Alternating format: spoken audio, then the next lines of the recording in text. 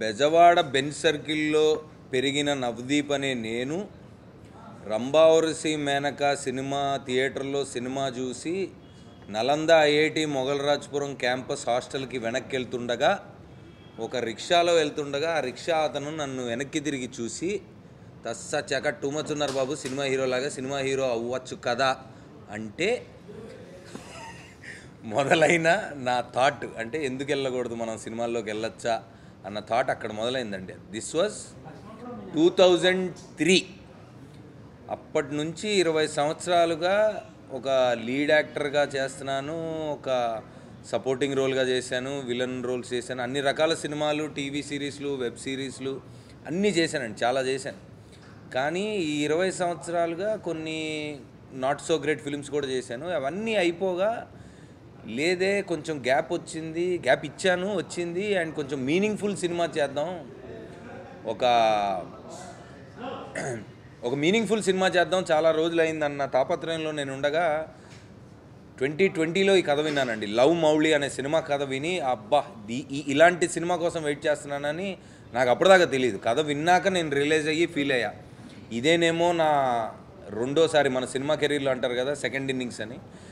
So ఆ కథ విన్నప్పుడు అనిపించింది. అప్పటి నుంచి 2-3 ఇయర్స్, అంటే ఒక 1.5-2 ఇయర్స్ సినిమా స్టార్ట్ అవ్వలేదు. అవుతుంది అనుకున్నాం, అవ్వలేదు. సరే నా పని నేను చేసుకుంటా ఉన్నాను. ఈ సినిమా గురించి జుట్టు గడ్డం పెంచుతూ, బాడీ పెంచుతూ ఆల్మోస్ట్ 2.5 ఇయర్స్ వెయిటింగ్లోనే ఉన్నాను. తర్వాత ఫైనల్గా నా బాధ చూసి నా కొంతమంది ఫ్రెండ్స్ ముందుకు వచ్చి, అరే ఏం కావాలి నీకు, ఎందుకు ఇంత కష్టపడుతున్నావు అంటే, ఈ సినిమా కథ మీద నాకు అంత నమ్మకం ఉంది. ఆ సినిమా కథ విన్నప్పుడు, ఆ మనిషి మా డైరెక్టర్ దగ్గర నుంచి విన్నప్పుడు నేను కొంత ఫీల్ అయ్యాను. అంటే మనుషుల మధ్యలో రిలేషన్స్కి ఎందుకు గొడవలు వస్తుంటాయి, ప్రేమిస్తాం మనుషుల్ని, కానీ ఎక్కడో ఆ ప్రేమ ఎందుకు తగ్గినట్టు ఉంటుంది, లేదంటే ఎందుకు ఇద్దరు మనుషులు దూరం అసలు ఎందుకు అవుతారు, ఇంత ప్రేమలో ఉన్న మనుషులని నేను పర్సనల్గా నా లైఫ్లో ఫీల్ అయినవి, వాటికి ఆన్సర్ దొరికినట్టు అనిపించిందండి. సో ఆ సినిమా కథ ఫైనల్గా మేము మా ఫ్రెండ్స్ అందరూ చేరి ఒక ప్రొడక్షన్ చేసి, ఎప్పుడు అంటే మన ఇండియన్ ఫిల్మ్ హిస్టరీలో ఎప్పుడు జరగనట్టుగా మేఘాలయలో ఎవరు షూట్ చేయలేదండి. చాలా టఫ్ వెదర్ అది. సో అన్ని సినిమాలకు అందరూ కష్టపడతారు, ఇవన్నీ మనం వింటూ ఉంటాం, కానీ నేనే చాలా కష్టపడి చేసిన సినిమా ఇది. ఈ కథ విన్నప్పుడు అంటే నా లైఫ్లో హ్యూమన్ రిలేషన్స్ ఎలా అయితే మారినాయి, ఓహో దీనివల్ల గొడవలు పడతామా, అంటే ఈ కథలో మేము చెప్పిన పాయింట్ ప్రకారం ఆలోచిస్తే ప్రేమలో ఎటువంటి గొడవలు రామేమో, ప్రేమలో మనుషులు విడిపోరేమో అని నేను ఫీల్ అయిన ఫీలింగు ఆడియన్స్కి అందజేయాలని. అంటే మేము సినిమా చేసాము, ఆబ్వియస్లీ కమర్షియల్గా సక్సెస్ అవ్వాలి, ప్రొడ్యూసర్కి డబ్బులు రావాలి, ఇవన్నీ పక్కన పెడితే నేను ఫీల్ అయింది ప్రేమ కథల గురించి, నా జీవితంలో ప్రేమ గురించి. ప్రేక్షకులు, ఆడియన్స్ ఈ సినిమా చూసినప్పుడు ఫీల్ అవుతారనే నమ్మకం, ఫీల్ అవుతారనే ఆశ. ఎందుకంటే చాలా సినిమాలు చూస్తారండి, అందరూ సినిమా మీద ప్రేమతో సినిమా చూస్తాం. మనం చెప్తూ ఉంటారు, రాజు యువరాజులో వచ్చిన టాకే ఎనీ ఫిలిం తెలుగు సినిమా ఫైనల్ టాక్ అని కూడా చెప్తూ ఉంటారు. సో సినిమా ఎంత నచ్చింది, సినిమా కమర్షియల్స్ ఏంటి అని పక్కన పెడితే, నేను నా జీవితంలో వచ్చిన మార్పులు, నేను ఇంకా సినిమా రిలీజ్ ముందు చెప్తున్నానండి. సో ఈ కథ అటువంటిది, ప్రేమ కథ అటువంటిది. సో ప్రేక్షకుల్లో నేను ఫీల్ అయిన వాటిల్లో అట్లీస్ట్ ఒక 30-40% ఫీల్ అయినా వీఆర్ సక్సెస్ఫుల్ అని నేను ఫీల్ అవుతానండి ఈ సినిమా గురించి. సో పాయింట్ కథ అంత గ్రేట్ కథ అని మేము ఫీల్ అవుతున్నాం. చాలా బాగా వచ్చింది, చాలా బాగా తీసాం. సో మ్యూజిక్ కూడా చాలా బాగుంది. అయితే ఈ కథ మామూలుగా సినిమా రిలీజ్ అయిపోయిన తర్వాత టూర్లకు వెళ్తూ ఉంటానండి. బట్ ఫస్ట్ టైం నేను థియేటర్స్కి ట్రైలర్ పట్టుకొని వెళ్తున్నాను. అండ్ నిన్నటి నుంచి మొన్న రిలీజ్ చేసాము హైదరాబాద్లో, దాని తర్వాత వైజాగ్, ఏలూరు, కాకినాడ, రాజమండ్రి అన్నీ తిరిగాను. ఇప్పుడు Vijayawada is the last stop. So ధైర్యంగా, గర్వంగా చెప్పగలుగుతాను ఒక మంచి సినిమా చేశానని. నేను ఫీల్ అయింది మీరు అందరూ కూడా ఫీల్ అవుతారనే ఆశతో బెజవాడలో ఈ టూర్, అంటే ఫస్ట్ టూర్ లాస్ట్ స్టాప్ ఇది. ఈరోజు లేట్ అయినా సరే ఎట్టి పరిస్థితుల్లో బెజవాడ రావాల్సిందే, ఇక్కడ మిమ్మల్ని అందరినీ కలవాల్సిందే అని డిసైడ్ అయ్యాం. సో చాలా హోప్స్ మీద ఉన్నాం ఈ సినిమాతో, తప్పకుండా ఆదరిస్తారని కోరుకుంటున్నాను. Thank you so much. Love Mouli, love Vijayawada.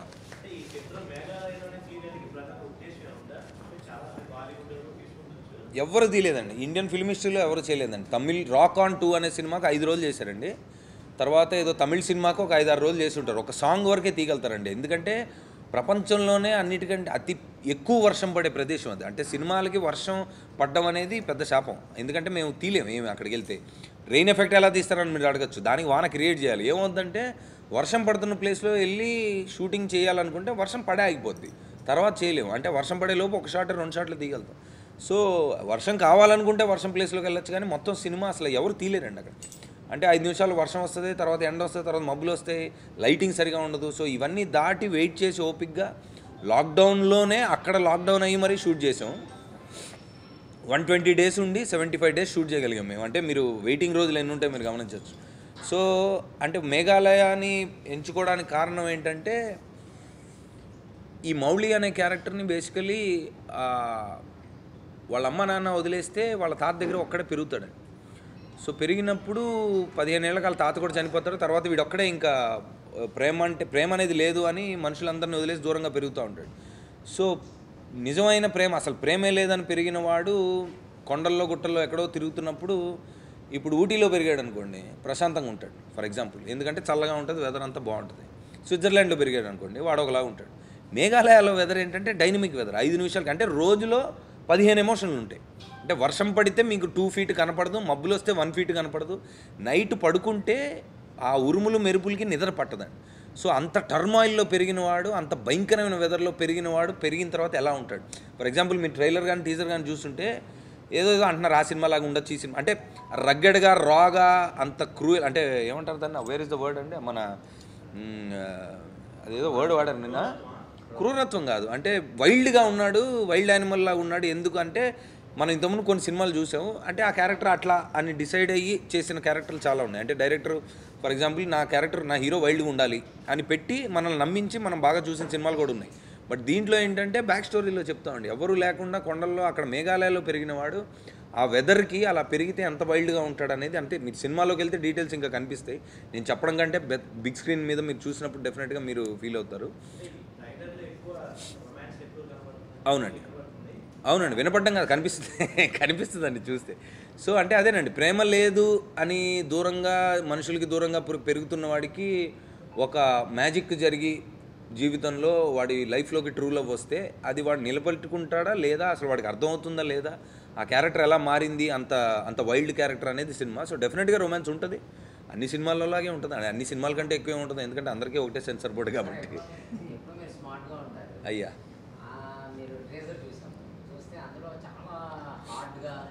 అదే వైల్డ్గా, కరెక్ట్.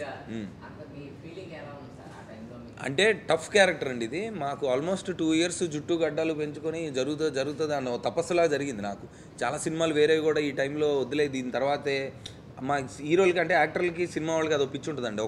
ఒక కథ పట్టుకుంటే ఆ కథ అంత చూసేదాకా మాకు నిద్ర పట్టదు. అంటే ప్లస్ నా సిచ్యువేషన్లో ఉన్నవాడికి, అంటే చాలా రోజుల నుంచి సోలో సినిమాలు చేయలేదు, ప్లస్ ఓకే అందరూ బయటికి వెళ్ళినప్పుడు కానీ ప్రేక్షకులు కానీ మీడియా నుంచి కానీ ఎప్పుడు నీకు టాలెంట్ ఉంది, ఓకే పర్లేదు, నువ్వు పనికొస్తావు సినిమాలకు, కానీ సరైన సినిమా పడలేదు అనేది నాకు కూడా వినిపిస్తూ ఉంటుంది. అది విని నాకే ఏంటి పరిస్థితి అని ఉన్న టైంలో నాకు ఇలాంటి కథ రావడం, నేను ఎక్కువ ఫీల్ అవడం, దాని మీద ఆల్మోస్ట్ 3 years దాటి వర్క్ చేశాను. So it's definitely wild character. నేను చూసినప్పుడు, నేను చేసినప్పుడు నేను అంత ఫీల్ అయి చేశాను. అది అంటే చిన్న టీజర్ ట్రైలర్ బయటికి వెళ్ళినప్పుడు కూడా ప్రేక్షకులు కూడా అది అనిపిస్తుందని నేను అనుకుంటున్నాను.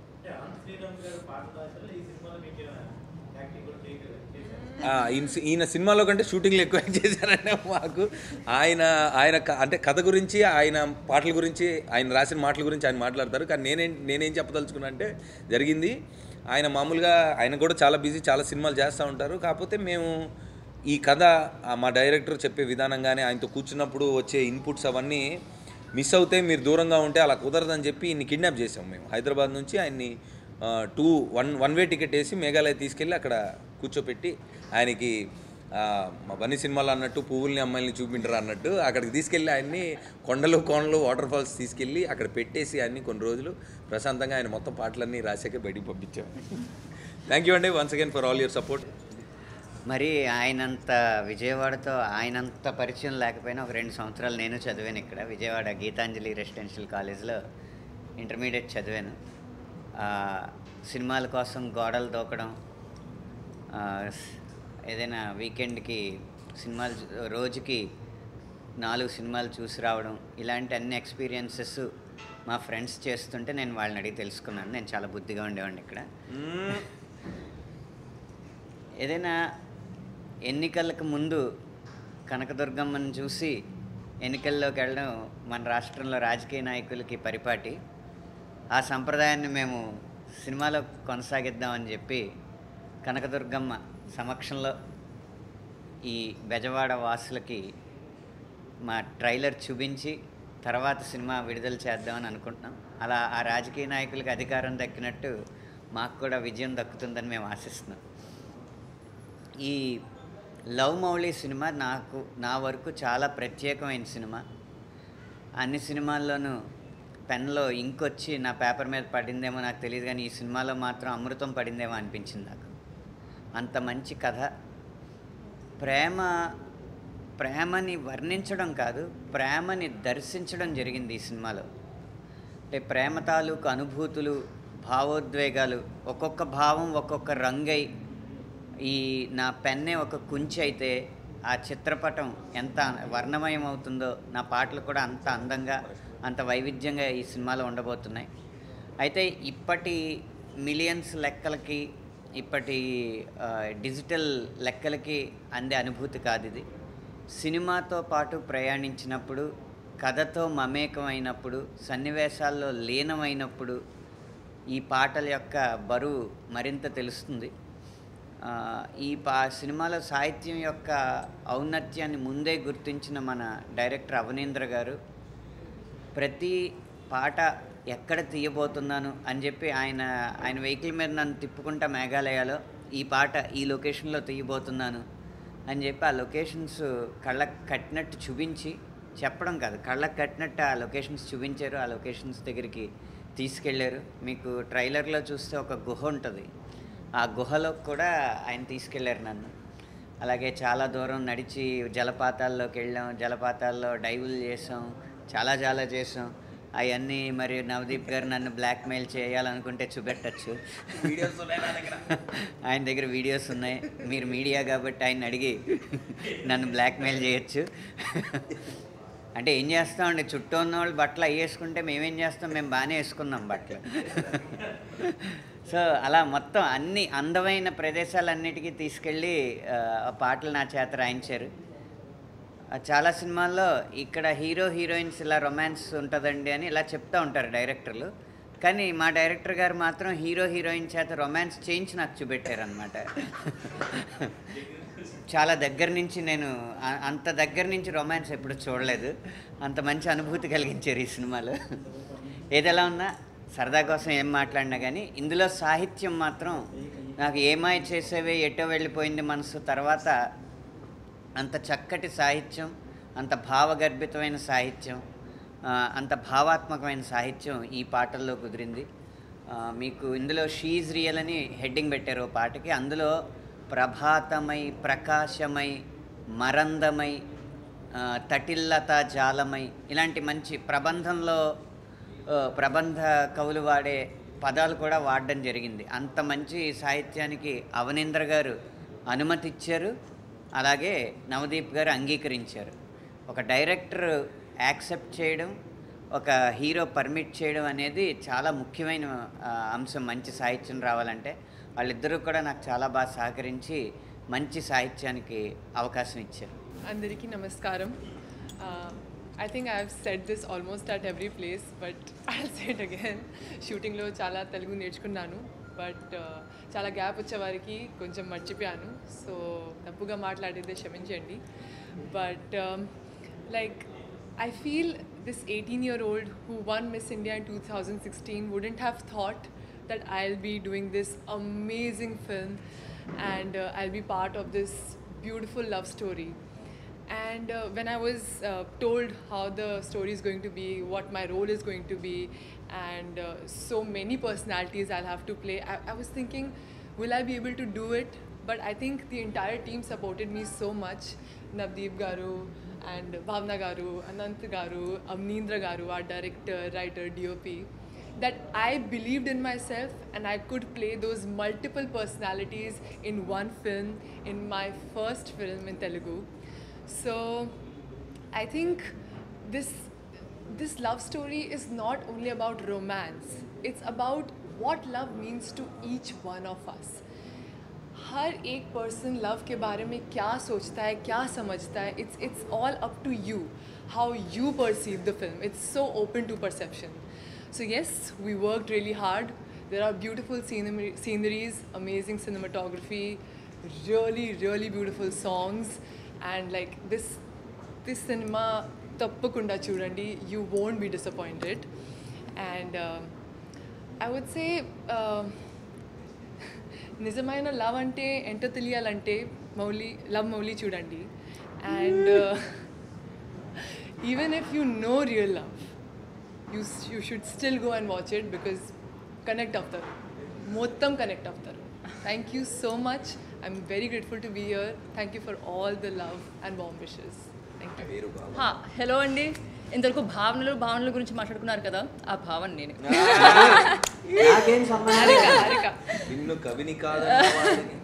నా పేరు భావన అండి. ఈ సినిమాలో హారిక రోల్ చేస్తున్నాను. మీరు ఇంతవరకు అడుగుతున్నారు కదా, దీంట్లో రొమాన్స్ ఉంది, కెమిస్ట్రీ ఉంది, లైక్ చాలా వైల్డ్గా ఇది ఉందని. నేను అలా అనుకునే నీట్గా పద్ధతిగా MBA పూర్తి చేసి జాబ్ చేస్తున్న అమ్మాయిని నేను. అలాంటి నాకు ఒక సినిమాలో చేయాలి వినగానే నాకు అంత ఇంట్రెస్ట్ చేయాలి అనిపించింది అంటే అర్థం చేసుకోండి, ఇట్స్ మ్యాజిక్. ఒక రెస్పాన్సిబిలిటీ ఉన్న సిటిజన్ లాగా నేను చెప్తున్నాను. లైక్ ఇది వయసుతో సంబంధం లేదు, మీరు చేసే పనితో సంబంధం లేదు, మీరు ఎవరితో చూస్తున్నారో అవసరం లేదు. It's about love. జాబ్ చేసిన నాకు, జాబ్ నుంచి బయటకు వచ్చే సినిమాలో భాగమైన నాకు ఒకటే చెప్తున్నాను, ఇది మనందరికీ ఖచ్చితంగా చూడాల్సిన సినిమా, ప్రేమతో చూడాల్సిన సినిమా.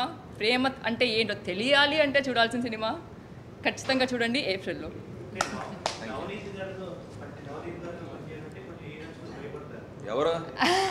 ఎవరన్నా మీకు ఫోన్ చేసి చెప్పారా? ఎవరు చెప్పండి. నాతో పనిచేయడానికి భయపడ్డ హీరోయిన్స్ ఎవరు? నాకు అసలు పూర్తిగా అర్థమైంది. లేదు పూర్తిగా, ఎందుకంటే నేను నార్మల్ వస్తున్నాను కదా సో నాకు మా ఫ్రెండ్స్ అందరికీ తెలిసినప్పుడు ఇలాగ మేఘాలయలో షూటింగ్, అవుట్డోర్ షూటింగ్, నా ఫస్ట్ సినిమా, ఫస్ట్ ఆపర్చునిటీ. మా ఫ్రెండ్స్ అందరూ అమ్మ పాప కాస్త జాగ్రత్తగా ఉండు, నువ్వు వస్తావా తిరిగి ఉంది. భయం అయితే క్రియేట్ అయ్యింది, నేను భయంతో వచ్చాను. కానీ ఎవరండి చెప్పింది అసలు? ఎవరు? అంతా మీడియా అంతా కుట్టగట్టే పాప ఒక మంచి మనిషిని అలాగ ఎలా అసలు ఎంత రెస్పాన్సిబిలిటీ. ఇప్పుడు ఇంకా పాపం ఒక బయట ఒక ఇమేజ్ ఉంది, లోపలేమో ఎంత మంచి మనిషి, ఎంత కైండ్నెస్, ఎంత ప్యూర్ హార్ట్, అసలైన ప్రేమ. మీకు ఇలాంటి మనిషిలో దొరుకుతుందంటే మీరు నమ్ముతారా? త్వరలో లవ్ మౌలి నుంచి అయిపోయిందండి. Cinema ready for release. Censor కోసం వెయిటింగ్ అండి. 19th అని డేట్ అనుకున్నాం, బట్ సెన్సార్ కొంచెం టైము ఎందుకు అవ్వదు సార్?